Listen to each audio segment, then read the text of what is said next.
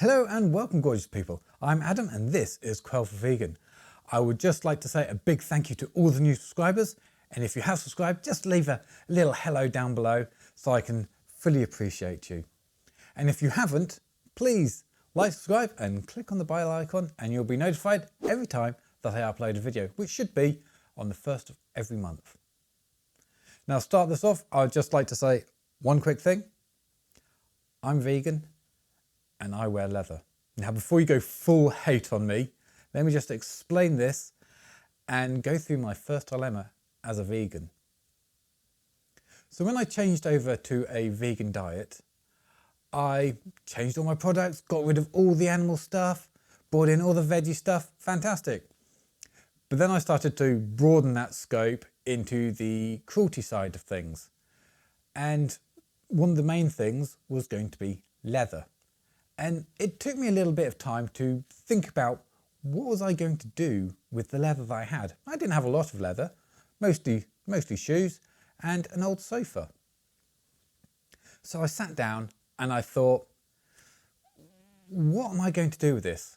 I could throw my leather in the bin and buy some vegan friendly alternatives. I could give it to charity and buy in vegan alternatives.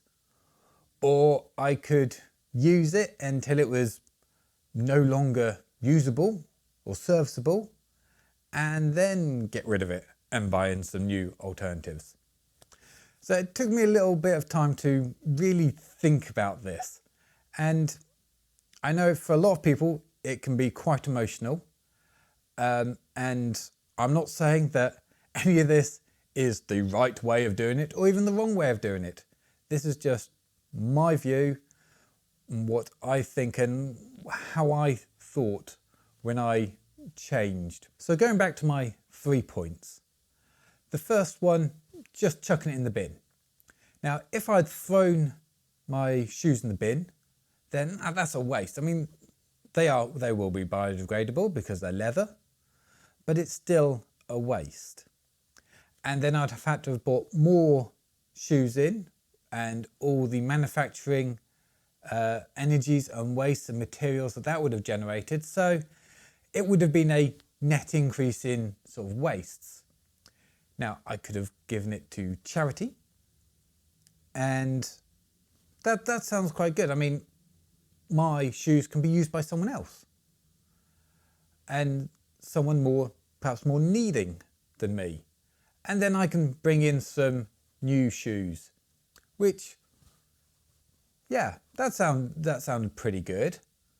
My third option was to use it until they weren't serviceable anymore. I couldn't repair them, I couldn't keep them going, so they were destroyed. They had to go in the bin and more had to come in. And it took me a long time to really think about it and come to a decision about what I was going to do. And I thought, well, that first option, that's kind of like a double waste. And then the second option, giving it to charity, that's like just a single waste. But the using it until it's destroyed and then replacing, well, that's still a single waste, but that's like a single waste far in the future. Making the resources that I have last longer. So I'd been mulling around with this for some time and it got to the point where my sofa was no longer big enough. And I thought, well, I'm going to need to go replace it. I got 3 bums on a 2-seater sofa. It was not going to work. So when the funds became available, I got myself a new sofa. This time I got one that wasn't leather. I got a nice cloth one.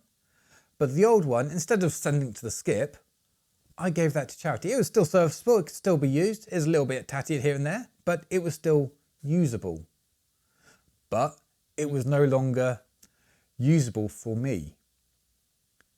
So someone kindly came along and took it away. But then a few months ago, I discovered that my sole on my leather boot had worn out. And I thought, well, this would be a good opportunity to actually get rid of it. You know, it's worn out. I can just get rid of it and buy a new boot. But again, I sort of like sat down and really thought about it, because well, it was just the sole. The actual boot itself was absolutely fine. There was no tears, there was no rips. It was just the sole. And well, soles can be replaced, and replacing a sole is going to be a lot more efficient and a lot less wasteful than just chucking it away and buying a new one in. And it took me a while of pondering, but then I thought, actually, that might actually be a betterment. And unfortunately, the cow that produced the leather has died. I can't do anything for that, and that has to be on my conscience. If I give it away, if I throw it in the bin, that's still going to be there. That's still on me for buying that in the first place. So I thought, okay, I will get it repaired. I will put a new sole on it. And when it does actually become unserviceable, unrepairable, I will put it in the bin, and I will buy some proper vegan shoes. But until then, it would be a waste not to. And it took me a while to sort of really ponder and come to terms with my own complicity in the grand scheme of what happened before becoming vegan. So yes, I'm a vegan and I wear leather, but I'm not always going to wear leather. I'm not going to buy new leather. I'm not going to buy second-hand leather. And I'm going to keep this going for as long as it can get going, so that I contribute less to the environment. Now, what did you do with your first dilemma being vegan? What did you do with your leathers? What did you do with your wool? I've got some wool jumpers.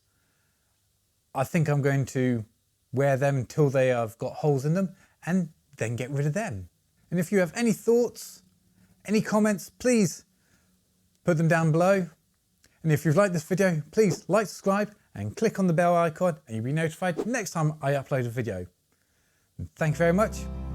Goodbye.